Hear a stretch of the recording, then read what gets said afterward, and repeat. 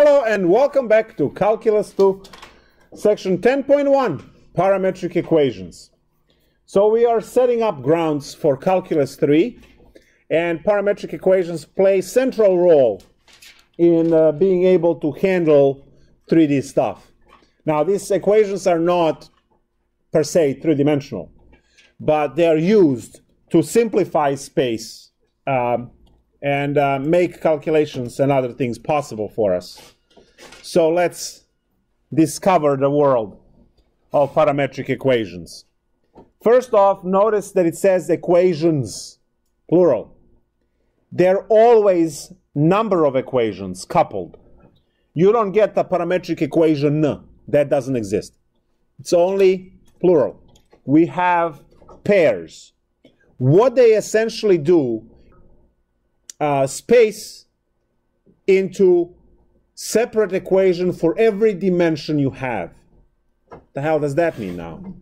Well, when you write equation y equal x squared, that's a 2D environment, because you get to graph this on a 2D coordinate space x and y and break it into two equation for x in terms of a parameter t and another equation for dimension y. Put the brace like this on the left to group them together and say that they are set. You look at this and you say, okay, I have x and a y, I have two dimensions. Now, the cheapest way to achieve what we call parametric is to simply assign, let's say, x equals t, and then y in this case would be 3. And now you would say, well, I just made it worse. I used to have one simple equation. I still have kind of y equals plus additional equation x equals t. Didn't we just make it one equation? We have two equations and we didn't achieve anything, right? I'll paint the picture. Yeah. So go up with a little, framing hammer. And you have a boulder that is bigger than me. What are you going to do? Right? You can just sit there and cry. You need a sledgehammer. So you are not going to use parametric equations to deal with y equal x squared. Because y equal x squared is a polynomial. It's beautiful, it's simple. We can integrate, we can differentiate, we can do whatever hell we want with it. Even find roots, even though polynomials tend to be nasty to find roots, right? But look at this situation. X squared plus y squared equals to 9. What is this? It's circle, right? It's a formula for circle, radius 3. Excellent. Is this a function? No. Yeah, hell no, right? It's not a function. Now, I'm going to tell you what the parametric equations for this are. X equals 3 cosine theta and y equals 3 sine theta. Did we make it better? Yeah, we made it a lot better. You have functions there, right? You have functions. Easy to deal with. You can do stuff with this. They all compute the same stuff. You see, if you ask me to compute for x equals 3, right? If x is equal to 3. Well, if x is equal to 3, then y is equal to 0. And if x is equal to 3 here, you compute from this one, if x is equal to 3, so you have 3 equals 3 cosine theta, you get that the cosine theta is equal to 1, and you know, when is cosine theta equal 1? When theta is equal to 0. Plug theta here, and what do you get for y? You get 0, right? They have to compute the same. So, what you have here is the, in this case, implicit equation in Cartesian coordinates, which is now transferred into parametric set of equations where each equation represents one of the dimensions. So technically, what parametrization does is takes the equation and breaks it apart in space. Each dimension gets its own equation. Once you move to Calc 3, you will have three-dimensional equations, and you are going to have three equations. So equation for the plane, equation for the line, equations for any of those equations can be written in terms of parametric equations, and they're going to be used to do a lot of stuff. Mainly, we are going to focus on line integrals and vector valued functions and so on. There's a lot of things that depend on parametrization. So how does parametrization work? Well, first of all, I want to make sure that we understand the way the parametric equation works.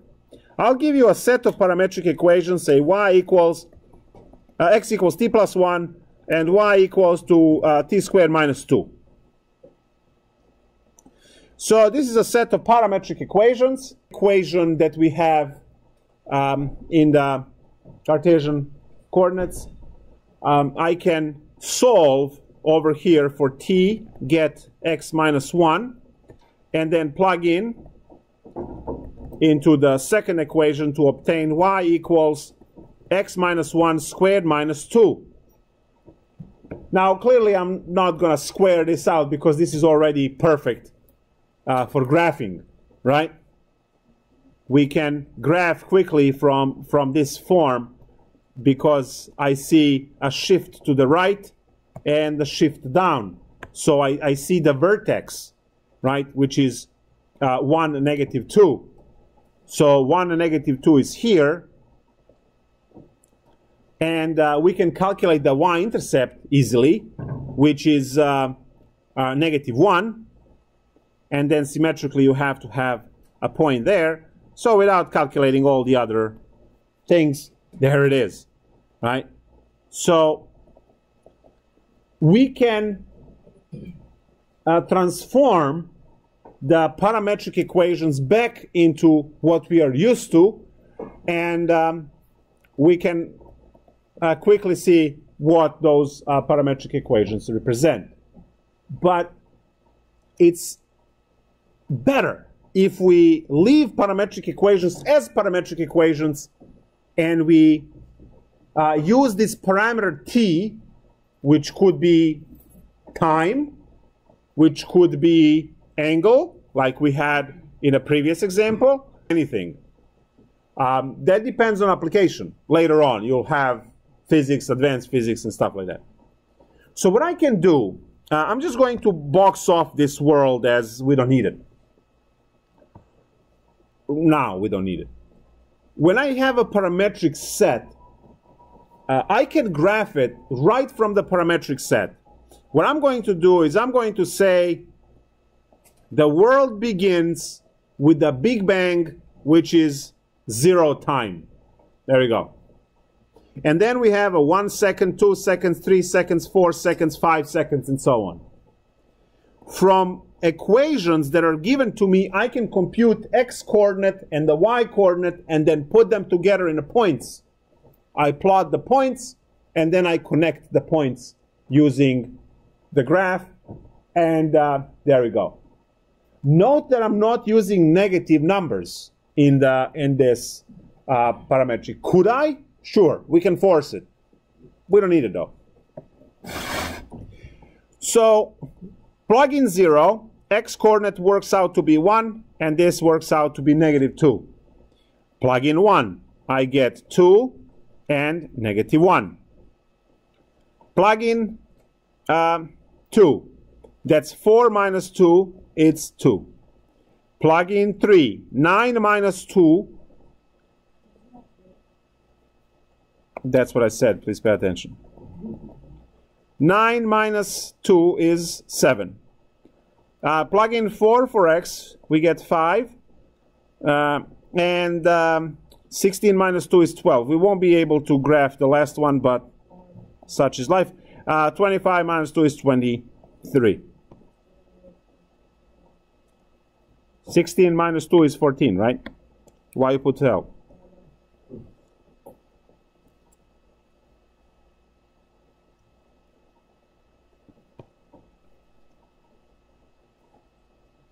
So if this is 14, then 13, 10, 5,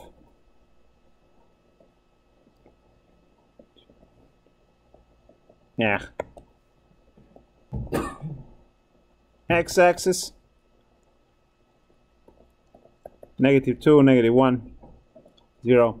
All right, so first point is 1, -2. The next point is here. And then I have 3, 2.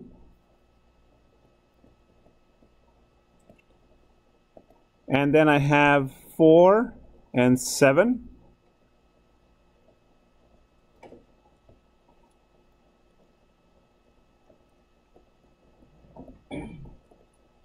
And then we have 5 and 14. So now, if I connect these,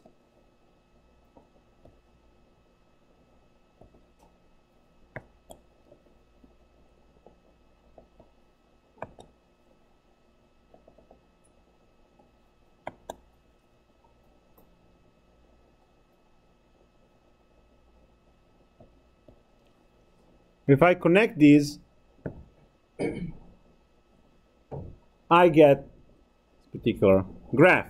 Now note that I can go in both directions forever. Now we don't really know which way. We know it should curve back. You can calculate that, but this is all we got. And you see that that's this piece. I mean, no doubt about it. Your graph is still xy, but we use the parameter t, the time, to say at time 0, the end was right there. At time equals 1, the end is at that location. Time equals 2 and time equals 3, and restart the software. There we go.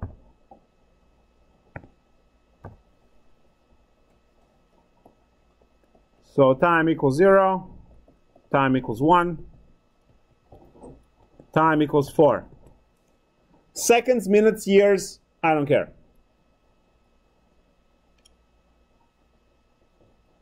Also note that with parametric equations, you have an extra variable. Well, it's a parameter, t, which allows for additional degree of freedom. We can get something else from parametric equations, and that is going to be the orientation. Which way the motion happens? Well, the motion happens this way, in a direction of increasing time or angle, or so x equals, let's go with 2 cosine theta, y equal 2. Parameter is angle this time, theta, and I can calculate x and I can calculate y when I take that angle, start plugging in. So let's use theta to be 0 degrees, and then 30 degrees, 40, 60 degrees, 90 degrees, which will tell us that we actually really went overboard with it, but such is life.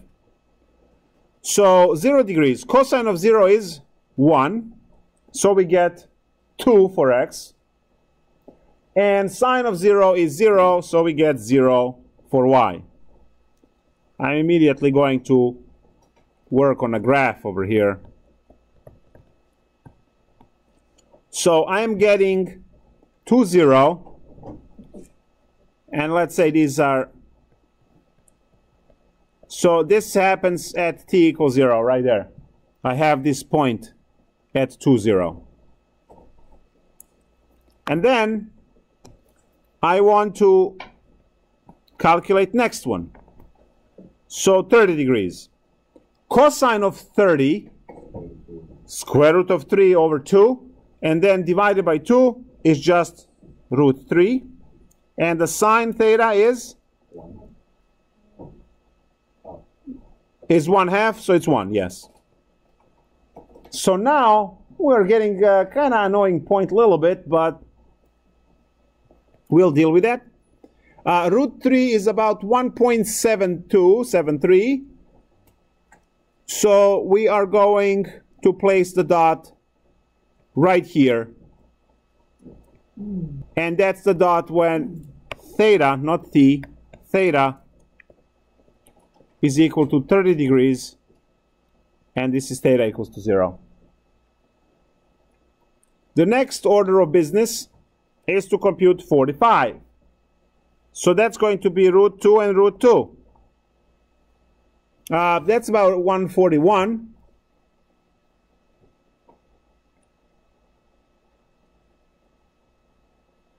So we are looking at the dot right here for theta equals to 45 degrees.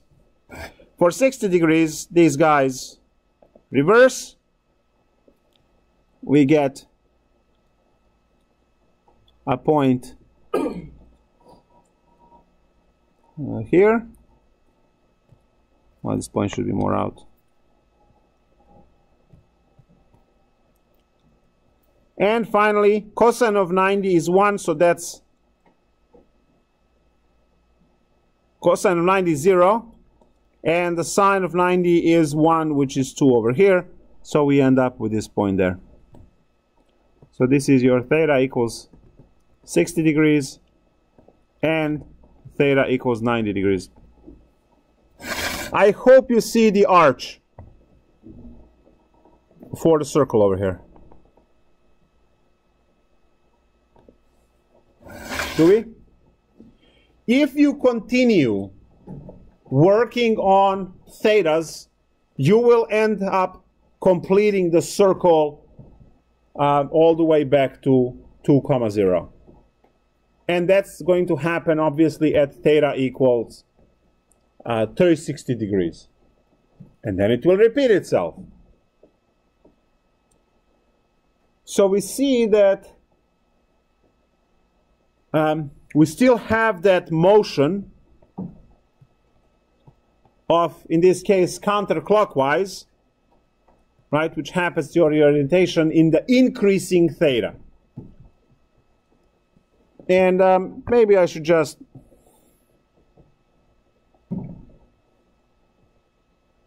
dash out this.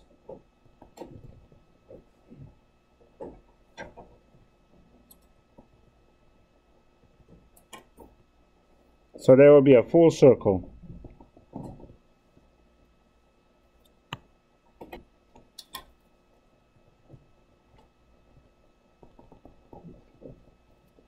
This circle is perfect, it's just your eyes are bad. I can feel you, I can sense you thinking. Then what would I be without that? The question is, can I reverse the flow by? Nope.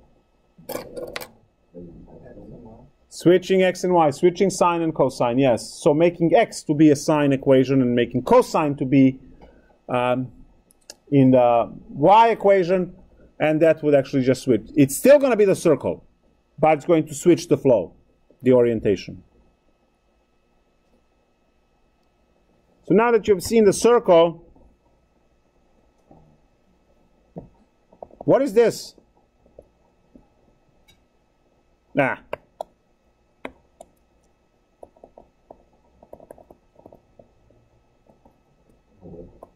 Ellipse.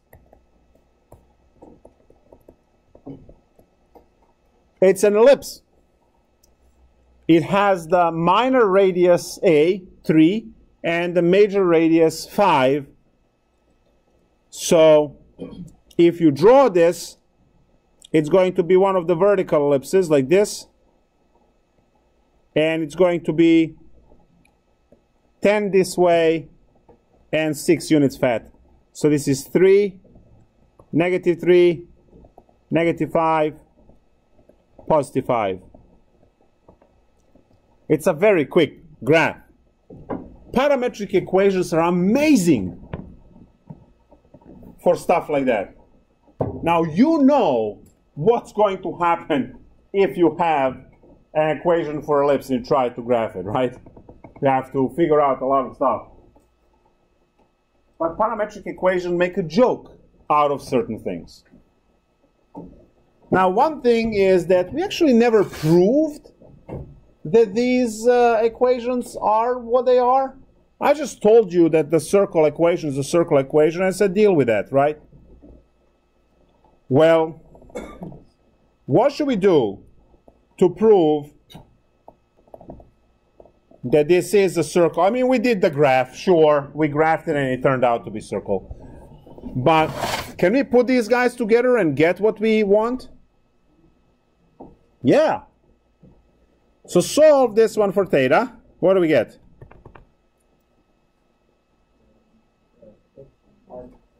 Yes, inverse cosine of x over 2. Nice.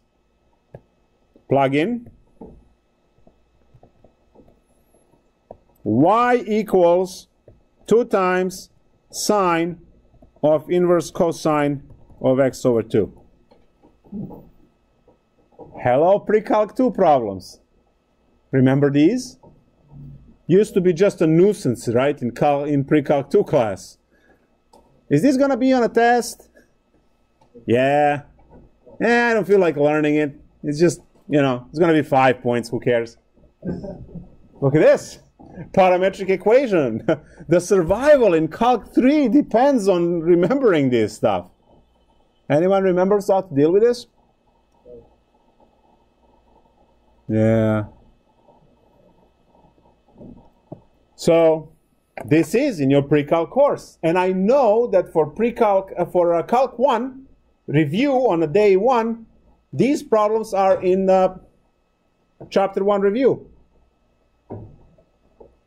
You have the book, Chris. You can look up at the end the review exercises, Chapter 1 review exercises in a textbook. At the end of Chapter 1, you are going to find few homework examples in the review that have this. Well, here's why. Now, to deal with this, you draw a triangle. Pick angle to be somewhere.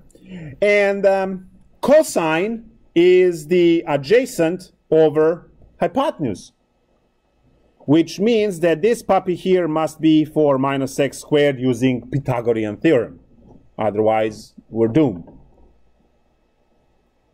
Now, since you have all 3 sides, you can rewrite that inverse cosine as the inverse sine, and then inverse sine and sine will cancel each other.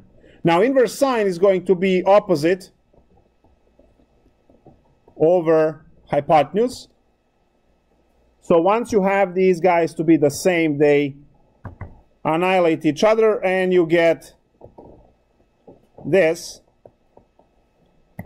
And then these puppies cancel, and you're just left with this. So square both sides. Y squared is equal to 4 minus x squared. And finally, move x squared to the left, and voila. Right? Circle. Radius 2. Which is what we got when we graphed it earlier. So go ahead, try this with your ellipse equation, right? And the ellipse equation has to work out as well. So you should be able to go from parametric equation into, dare I say, a regular equation that you all love from before, easily. What's not easy is to go from equations you know and love into parametric equations, which is what we need for Calc 3. This stuff we don't need. Or rarely. So what I need is the ability to take something terrifying, right, and write it in a concise form with using parametric equations. Now, baby steps, right? We've seen easy stuff. Now we're going to spice up a little bit. So, stuff like this, right? Still easy to deal with. It's just shift to the left 1, so starts at -1 and does the regular square root thing. But parametric equations for this. So what should I do? How can I work this out?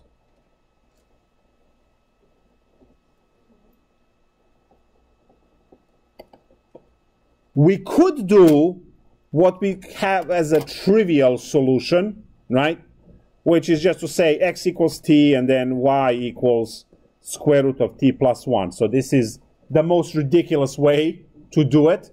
You don't gain much by this way because you still have the same form where you started with the extra equation. But if you look at this form over here, maybe you can say, how about if I call this, oh, by the way, there's no one right answer. There are going to be better answers and worse answers, but they're all correct. I mean, this over here is correct, and go ahead and use it. It's fine. Now, I'm going to present maybe 2 other solutions. So let's say, how about if this is t? If that's t, then t is equal to x plus 1, which means that x is equal to t minus 1. Great. And clearly, y is equal to square root of t because I just defined the entire x plus 1 as t. So there you go. This would be another way. And as you can see, these parametric equations, this set doesn't have a composite function. That's just one function and one function. Where this parametric set here remains with the composite function. Maybe you just want to get rid of it. What else can we do? Well, yet another way, purple. I can square both sides and get this. So if I do that, I can write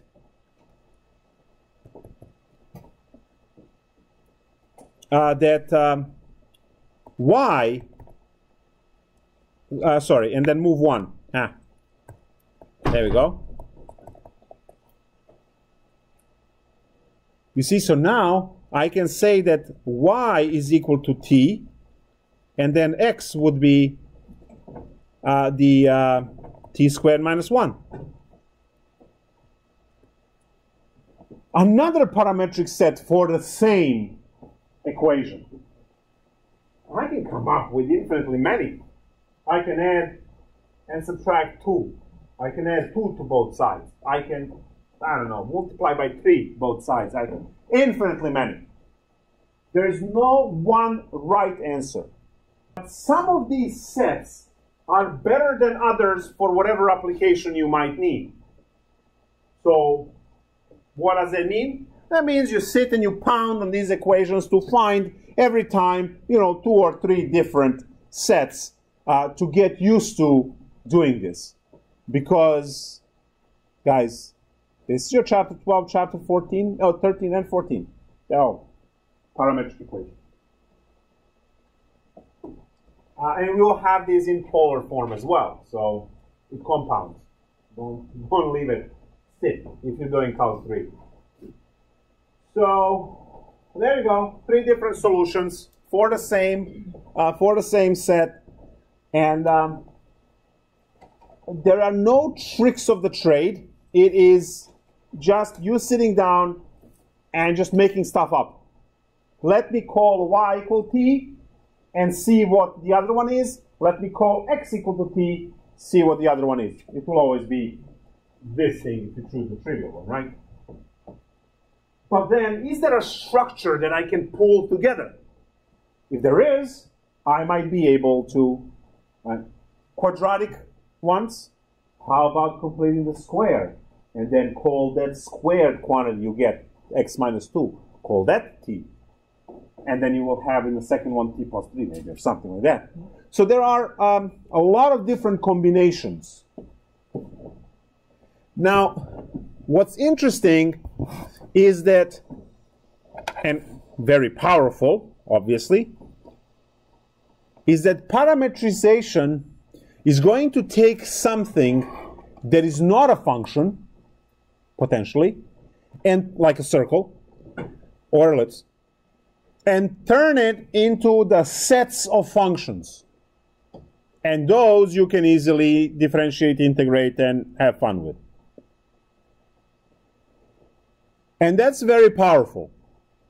So we really need this stuff. So let's see. One interesting thing here is that maybe you remember, maybe you don't. When you had your circle equation x squared plus y squared equal to 4, going back to the same one, when you graph the circle and you have your radius 2 and everything else you need, you remember that there are tangent lines. No matter what you draw, what kind of curve, whether it's function or not a function, right? You can have something like this, right? Whatever you have, it is going to have a tangent line. Now we know that these types of shapes that are not user-friendly for these types of Cartesian equations, they still have tangent lines. Those tangent lines still have slopes. And those slopes are still derivatives, right? So how do we find those? How do I find, having my good old parametric set of 2 cosine theta, y equal to sine theta, how do I find the dy dx, which will eventually give me the slope, which will eventually give me the tangent line? Well, think about it a little bit. If you differentiate x in terms of theta, you will get dx d theta. And if you differentiate dy in respect to theta, you will get dy d theta.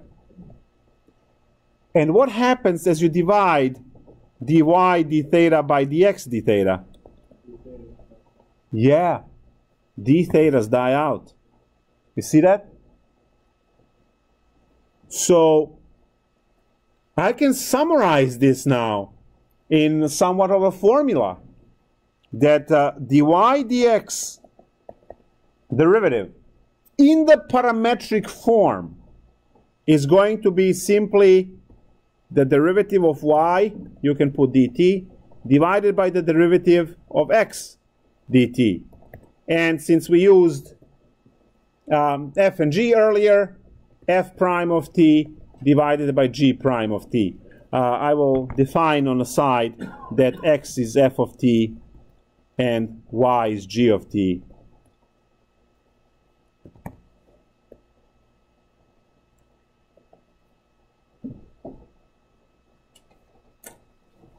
You know what I just did? I killed implicit differentiation. Right? I killed the entire section of implicit differentiation. Because remember, you had to use the implicit differentiation to differentiate this thing. Well, dead now, because we have this. So what do I have? dy dx is dy d theta divided by dx d theta.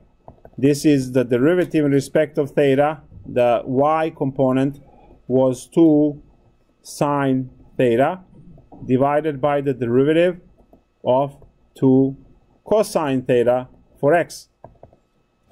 So derivative of 2 sine is 2 cosine theta, and then divided by 2 cosine theta is negative 2 sine theta. The 2's cancel, and apparently dy dx is just negative cotangent theta. So now to find the tangent line, give me the time. And what is the tangent line going to show? It's going to show the velocity on the path at that time. So, or if I'm talking about the angles, I can do the same thing. You have the angular velocity, right? So now, if you say that theta is equal to 30 degrees, well, I have a cotangent of 30 degrees, so slope m is dy dx computed at theta equals 30 degrees, which is negative cotangent of 30 degrees. And that calculation is just the negative square root of 3. Review in 5 minutes. So we have slope equals negative root 3. And you can find the tangent line. Remember that you have theta equals 30, you have the equations, you can find x and a y, and just plug everything else. So x and a y are going to be, x is 2 cosine 30 degrees, and y is 2 sine 30 degrees. You compute your x's and y's. So what is your x and a y? Cosine of 30 is root 3 over 2, so that's just root 3. And the other one is just 1. Y equal mx plus b. Standard procedure from Calc 1. Y is 1. M is negative root 3. X is root 3 plus the unknown b. Root 3 times root 3 is 3. So we have 1 equals negative 3 plus b. B equals to 4. There's the tangent line.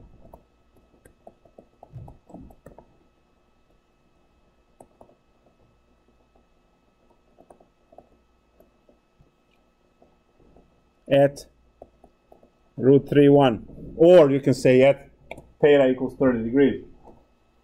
So we can do everything with these. Now integration for this is in Calc 3, so we're not touching that. It's just the derivative in Calc 2, all right? And we look for the tangent line. So what do you have to know? What do you have to know? Final exam is coming up. This is not on your test tomorrow. Well, tomorrow, Wednesday. But final exam is coming, and there will be a question on parametric, and question on polar, and the question on polar. So 3 questions from chapter 10. What do you have to know? From parametric, you need to know how to go from equations to parametric set, or from set into equation. Obviously, set into equation is easy. You need to know how to graph them by using the parameter to create the table of values. That's the middle school level. And then tangent line at the end, where you know that the derivative is simply the derivative of y divided by the derivative of x. The d thetas or dt's, they will cancel. And you just have the straight up division of the 2 equations. I'm just going to point out the fatal mistake that I can pretty much bet my life that 1/3 of the class always messes up there because you're stressed. This is dy over dx, right? And your parametric equations are given x and then y, right? Oh yeah, you get what I'm saying, right? So generally what students do is just like go, right? You differentiate your x and differentiate y, just put a line in between them where they should be flipped, right? the set is given x first and then y. Your derivatives are y first and then x. So just, it's a really silly mistake, but it happens a lot because just rush. So just pay attention on that one. Let's try to go from a guaranteed third down to at least a quarter, all right? So on that mistake, I mean, obviously, if you don't learn stuff, then yeah, that's it. That's it. Parametric equations. I hope you're not disappointed. You will see the 3D case when you move to Calc 3.